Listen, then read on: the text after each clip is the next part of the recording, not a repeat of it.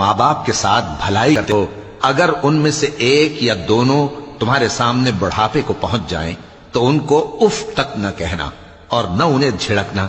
اور ان سے بات ادب کے ساتھ کرنا، اور عجز و نیاز سے ان کے آگے جھکے رہو اور ان کے حق میں دعا کرو کہ اے پروردگار، جیسا انہوں نے مجھے بچپن میں شفقت سے پرورش کیا ہے تو بھی ان کے حال پر رحمت فرما، جو کچھ تمہارے دلوں میں ہے تمہارا پروردگار اس سے بخوبی واقف ہے، اگر تم نیک ہوگے تو وہ رجوع لانے والوں کو بخش دینے والا ہے، اور رشتہ داروں اور محتاجوں اور مسافروں کو ان کا حق ادا کرو، اور فضول خرچی سے مال نہ اڑاؤ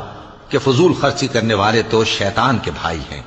اور شیطان اپنے پروردگار کی نعمتوں کا کفران کرنے والا یعنی ناشکرا ہے۔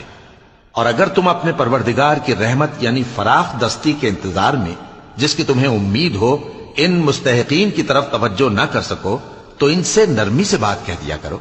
اور اپنے ہاتھ کو نہ تو گردن سے بندھا ہوا یعنی بہت تنگ کر لو کہ کسی کو کچھ دو ہی نہیں، اور نہ بالکل کھول ہی دو کہ سبھی کچھ دے ڈالو، اور انجام یہ ہو کہ ملامت زدہ اور حسرت زدہ ہو کر بیٹھ جاؤ۔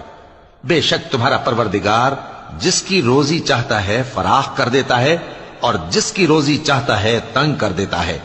وہ اپنے بندوں سے خبردار ہے اور ان کو دیکھ رہا ہے۔ اور اپنی اولاد کو مفلسی کے خوف سے قتل نہ کرنا، کیونکہ ان کو اور تم کو ہم ہی رزق دیتے ہیں، کچھ شک نہیں کہ ان کا مار ڈالنا بڑا سخت گناہ ہے، اور زنا کے پاس بھی نہ جانا کہ وہ بے حیائی ہے اور بری راہ ہے، اور جس جاندار کا مارنا اللہ نے حرام کیا ہے اسے قتل نہ کرنا مگر جائز طور پر یعنی بفتوائے شریعت، اور جو شخص ظلم سے قتل کیا جائے ہم نے اس کے وارث کو اختیار دیا ہے کہ ظالم قاتل سے بدلہ لے، تو اس کو چاہیے کہ قتل کے قصاص میں زیادتی نہ کرے کہ وہ منصور و فتح یاب ہے، اور یتیم کے مال کے پاس بھی نہ پھٹکنا مگر ایسے طریق سے کہ بہت بہتر ہو، یہاں تک کہ وہ جوانی کو پہنچ جائے، اور عہد کو پورا کرو کہ عہد کے بارے میں ضرور پرسش ہوگی،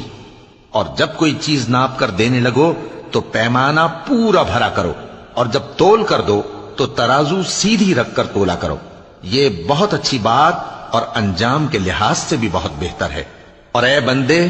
جس چیز کا تجھے علم نہیں اس کے پیچھے نہ پڑ کہ کان اور آنکھ اور دل ان سب اعضاء کے بارے میں ضرور باز پرس ہوگی،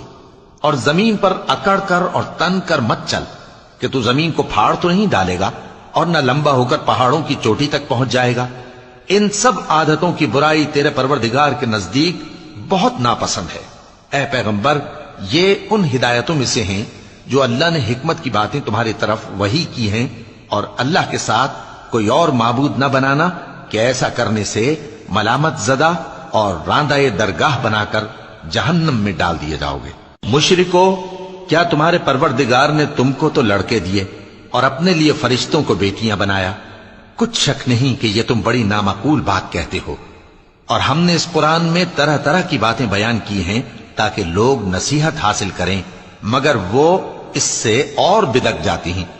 کہہ دو کہ اگر اللہ کے ساتھ اور معبود ہوتے جیسا کہ یہ کہتے ہیں تو وہ ضرور عرش والے کی طرف لڑنے بھیڑنے کے لیے رستہ نکالتے، وہ پاک ہے، اور جو کچھ یہ بکواس کرتے ہیں اس سے اس کا رتبہ بہت عالی ہے۔ ساتوں آسمان اور زمین اور جو لوگ ان میں ہیں سب اسی کی تسبیح کرتے ہیں، اور مخلوقات میں سے کوئی چیز نہیں مگر اس کی تعریف کے ساتھ تسبیح کرتی ہے، لیکن تم ان کی تسبیح کو نہیں سمجھتے،